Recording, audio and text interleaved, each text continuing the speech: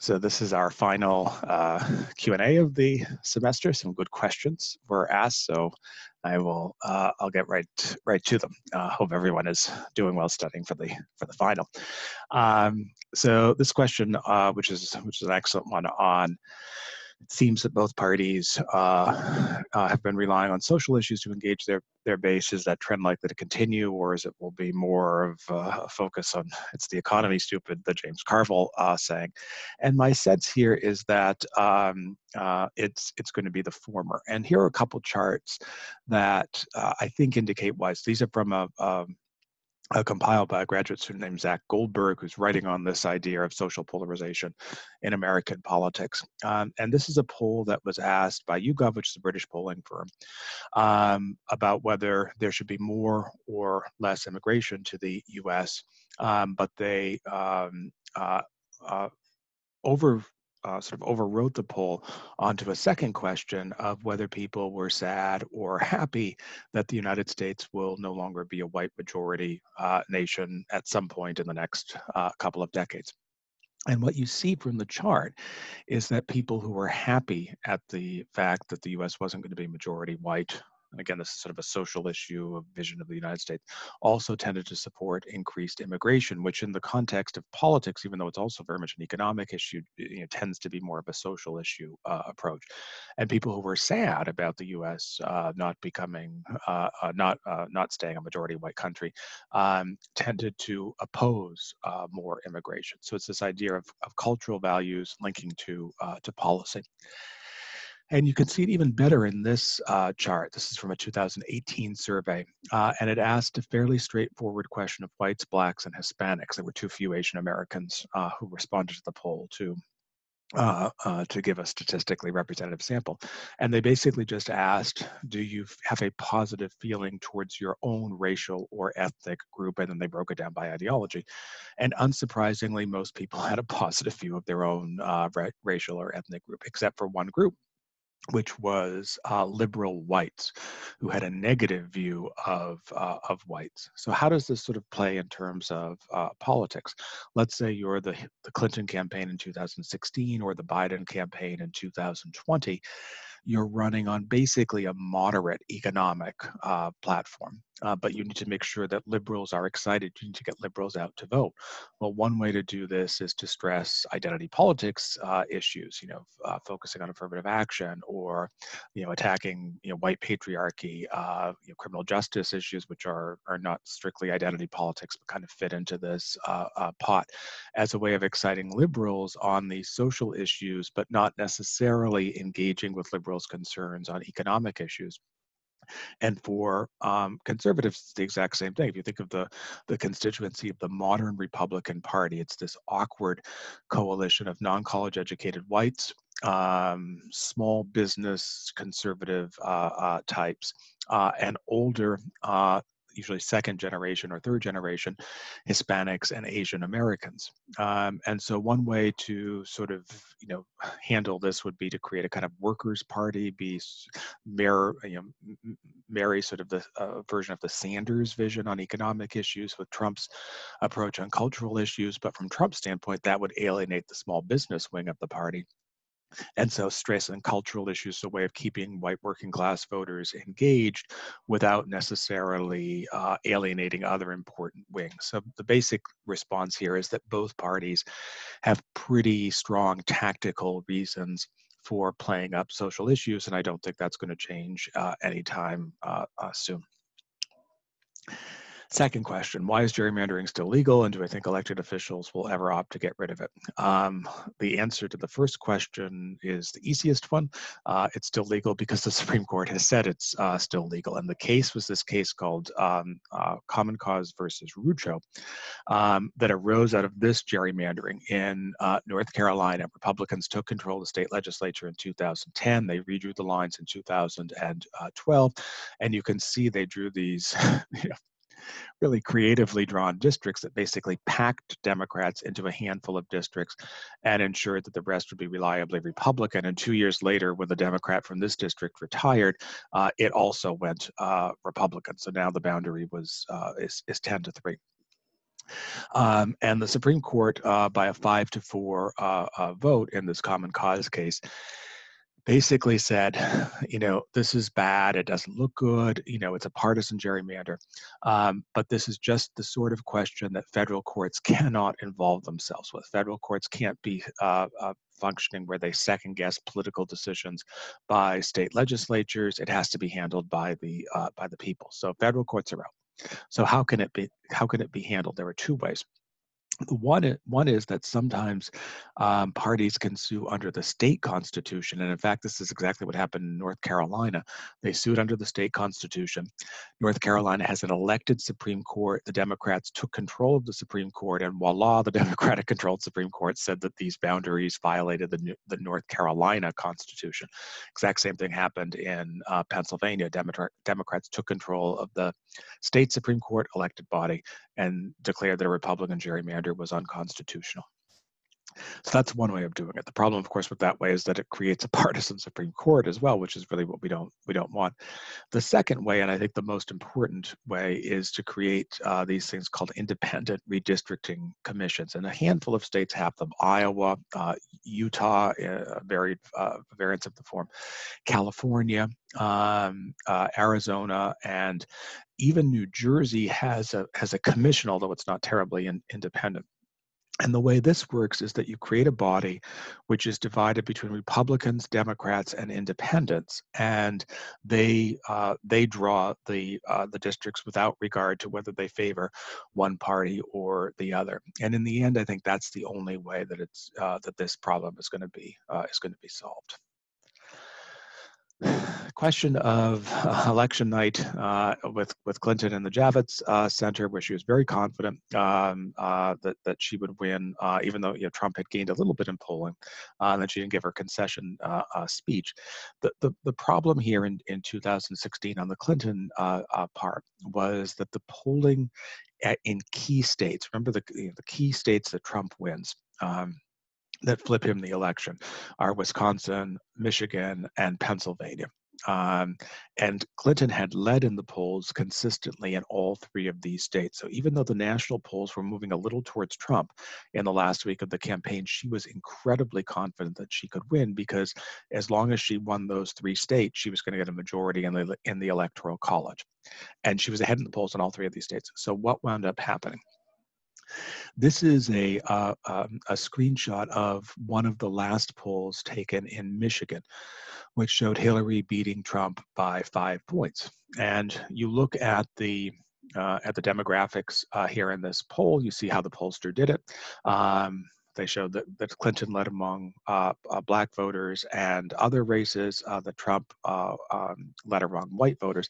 And that's how pollsters generally do it. So if there's a poll, the pollster will say, all right, we believe that the election is going to have 70% whites, 10% blacks, 10% Hispanics, 10% Asian Americans, and others. And so when we do our poll, we're going to ensure that we get 70% white and 10% each of the other groups.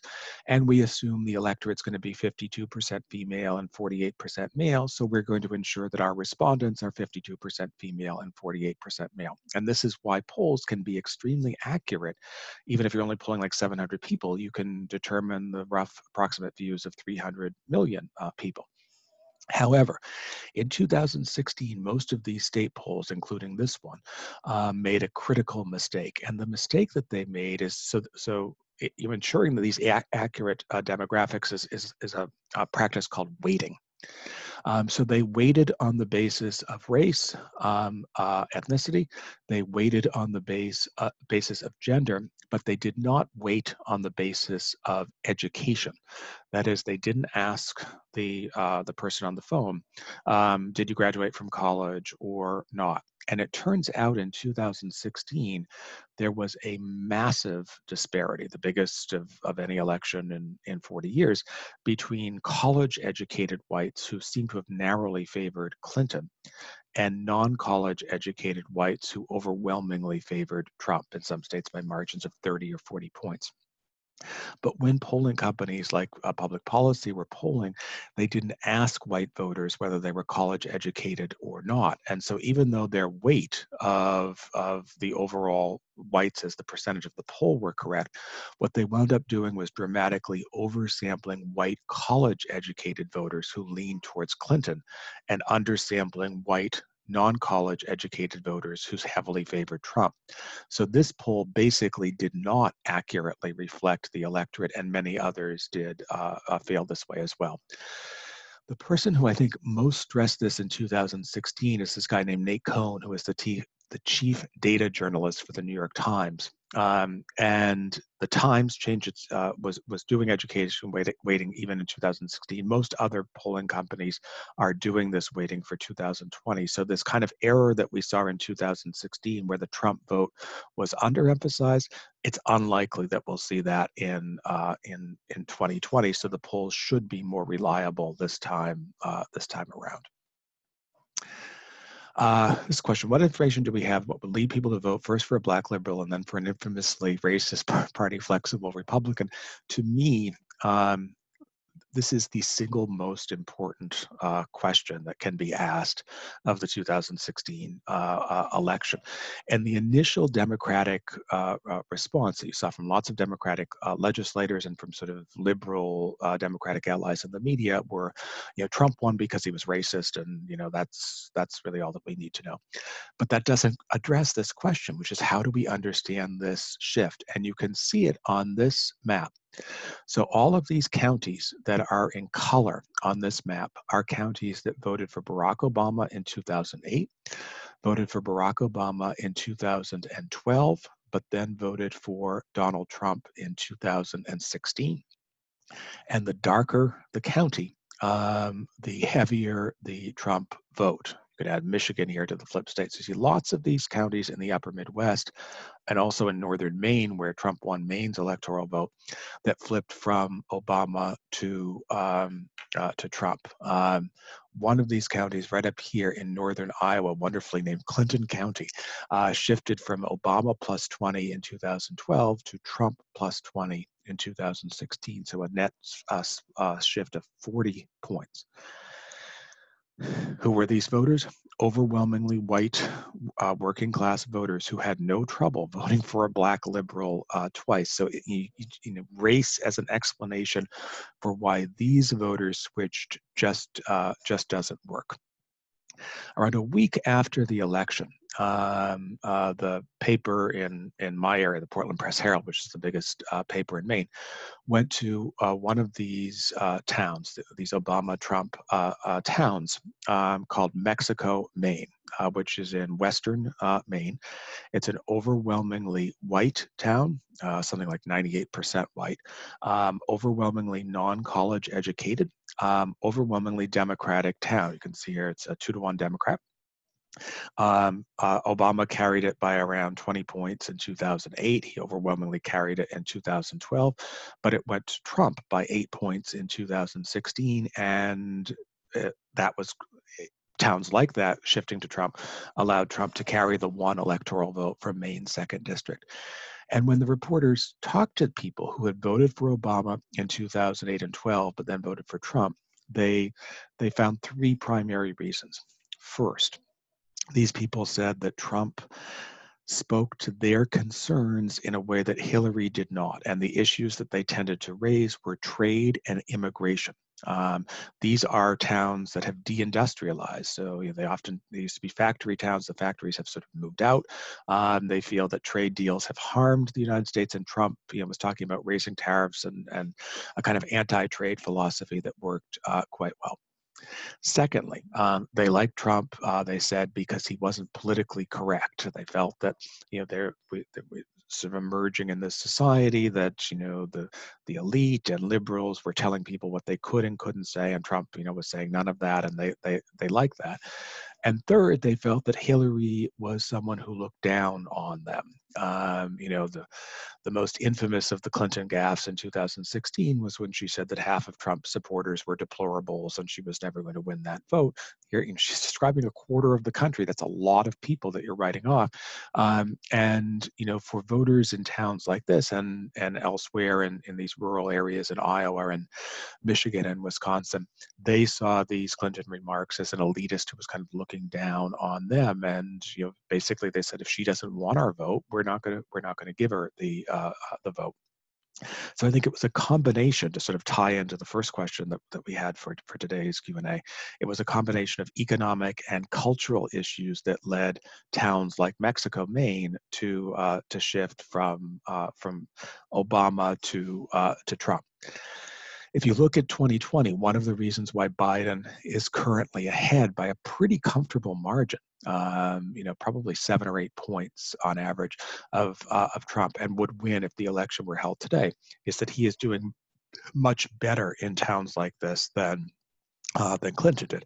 And part of this is that Biden has always appealed more to white working class voters than other Democrats did, so he's avoided a lot of Clinton's errors in this regard. And partly it's that Trump's economic policies, especially his tariff policies, haven't brought jobs back to these areas. So there's been a degree of disillusionment with Trump. But it's an excellent question, and I think to me it's the core issue in terms of trying to understand what happened in 2016 and why. And then the last question for our final session: why did support for Obamacare rise so much in recent years? Is it anti-Trump people becoming more pro-Obama, or were there other sentiments? And this too is an excellent question. I suspect it's a bit of both. Partially, it's in a partisan time, and so if you look at current attitudes towards Obamacare, which are roughly 52-41 favorability, give or take 1 or 2 points, and if you look at Trump's unfavorable rating, which is roughly 52-41, you kind of see there seems to be a pretty close correlation between, do people feel favorably towards Trump and do they feel unfavorably towards Obamacare?